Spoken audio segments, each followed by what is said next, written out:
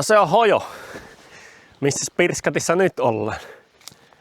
Tällä hetkellä ollaan Rytelikössä, mutta ollaan menossa kohti suota. Nimittäin Soimasuota. Soimasuo on tämmönen Oriveden lähellä oleva aika iso suojeltu suo. Lähdetäänpä kahtomaan, miltä suo näyttää näin toukokuun puolessa välissä.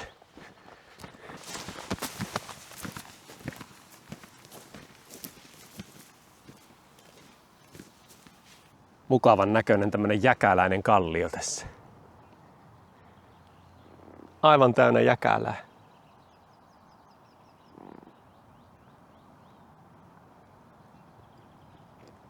Tää on minulle sen verran tuttu paikka, että muutaman kerran on tiellä käynyt ja kerran lintumetällä. Ja se metätysreissu meni sillä tavalla, että kävelin täällä 15 kilometriä ympäriinsä. Sitten lopulta näin yhden teeren. Se meni puuhun ja kanahaukka tuli heti sen perään ja ajoi sen lentoon. Se oli semmonen metätysreissu. Onneksi vettä satoi vaan koko ajan. Aina ei voi voittaa. Tai no kyllähän miekin siinä saamapuolelle jäin, kun sain olla täällä Pöpelikössä. Nyt on vähän kuivemmat kelit. Minulla on tässä tämän päivän osalta semmonen suunnitelma, että minä lompsin tuonne suolle. Etin sieltä semmosen mukavan paikan, ehkä semmosen vähän kuivemman saarekkeen ja sitten valmistan siinä itselleni lounaaksi pelmeneitä. Pelmenit on semmoista venäläistä ruokaa tai slaavilaista. Mutta lähdetään suolle päin.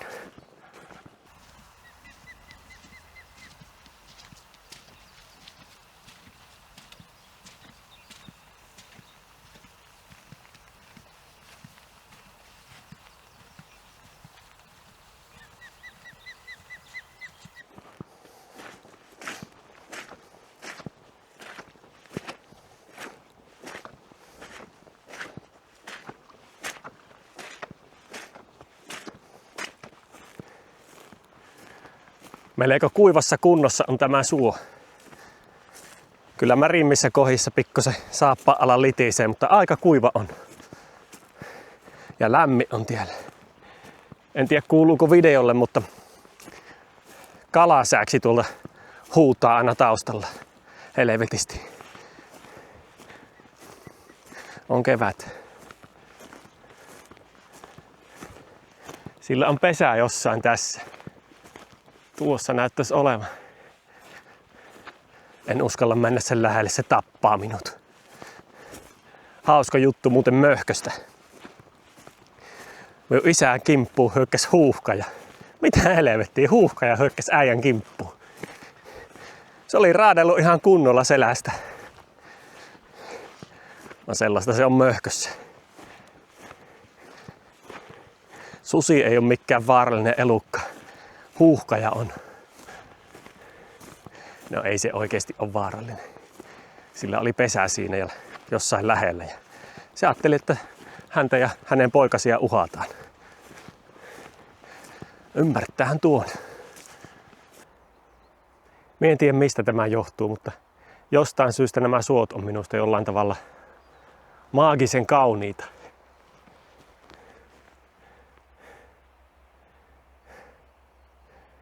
En tiedä miksi. Onko teistä?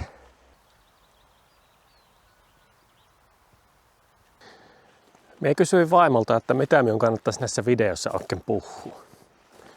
Tähän mennessä minä olen vaan lähtenyt tänne Pöpelikköön ja ruvennut höpöttämään jotakin.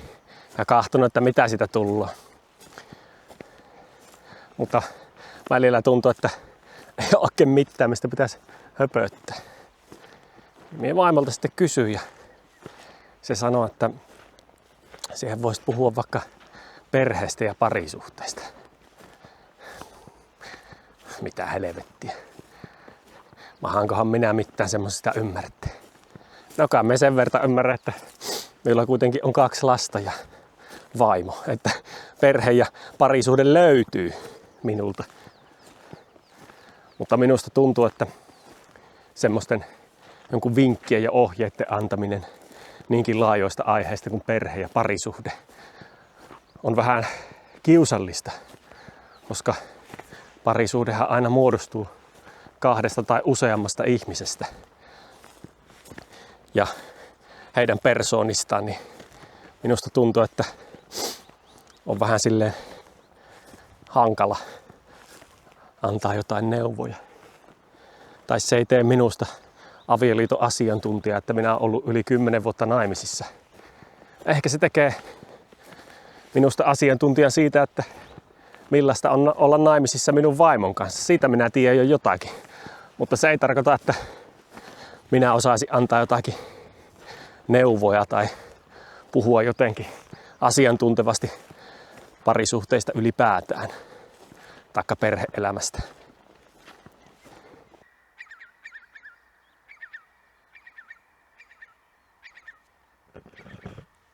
Melko sitä iäntä pitää tuokin hyväkäs. Mahtako olla kuovi taikka joku? Pistäkäähän ornitologit tuohon kommenttiin, että mikä tuo oli. Koukkunokka hänellä näytti olevan. Pitkä. Melko isohan tuo on. Jospa se on kuovi.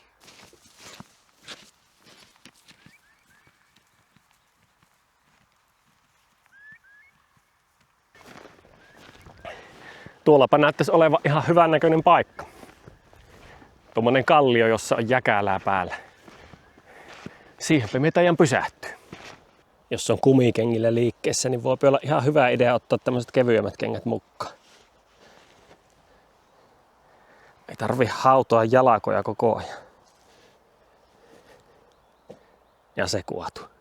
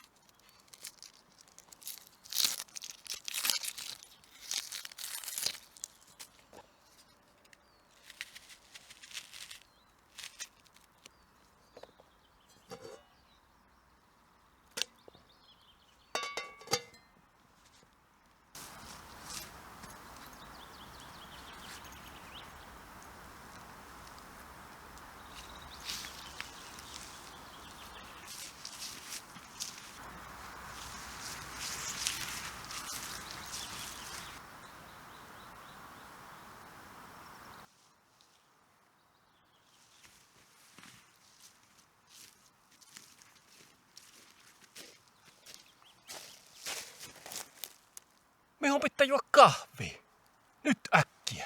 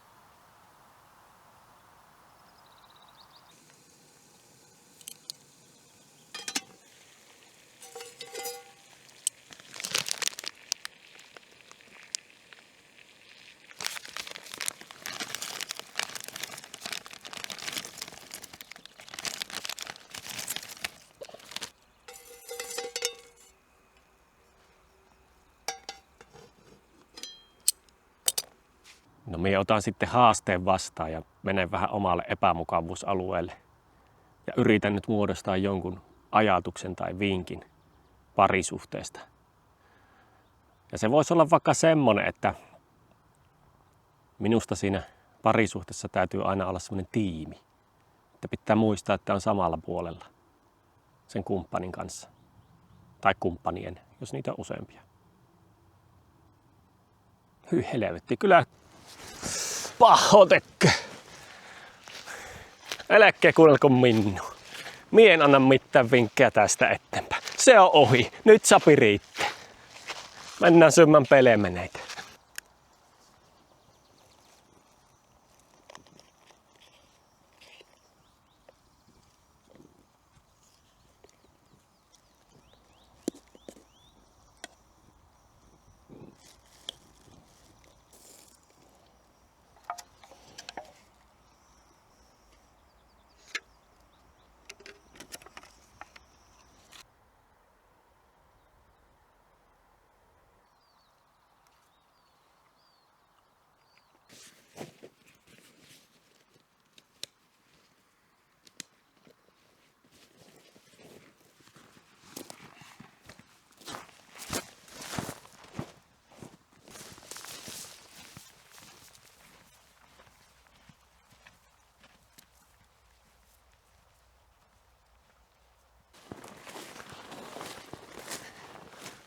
Nyt on pelmenit syöty ja meikäläinen painettaa jo takaisin autolle.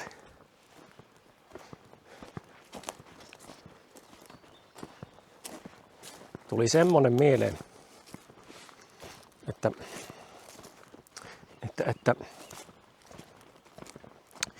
minusta tommoset vinkit, parisuhden vinkit on sille ongelmallisia, että siinä pyritään selittämään monimutkainen ja monimuotoinen asia jotenkin tosi yksinkertaisesti ja nopeasti.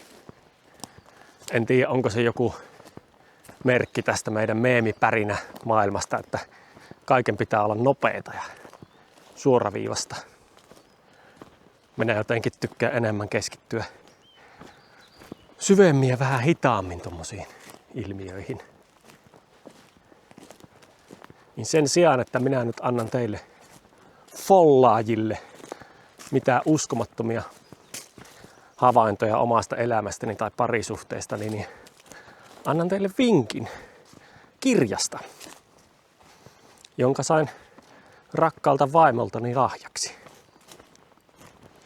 Ja se on Joonas Pesosen, joka on varmaan suurimmalle osalle tuttu Instagramista nimimerkillä Peso Joonas. Niin hänen kirjoittamansa kirja Penisyklopedia. Miten se pitäisi lausua? Onko se penisyklopedia vai penissyklopedia? No, hällä välli. Niin se oli minusta semmonen aika kivasti kirjoitettu kirja, jota voisin kyllä suositella kaikille miehille.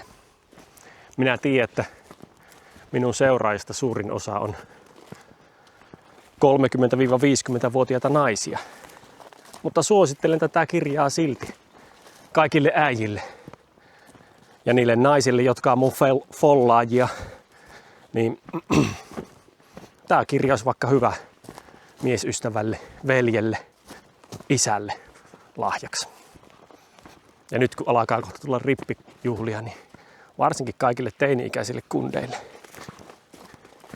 Se kirja siis kertoo parisuhteista ja miesten seksuaalisuudesta, miesten näkökulmasta. Niin sen sijaan, että yritän itse tässä esittää viisasta, niin ohjaan teidät itteeni viisaamman juttusille ja itteeni viisamman ihmisen äärelle. Näillä vinkeillä onnistut. Se on hojo.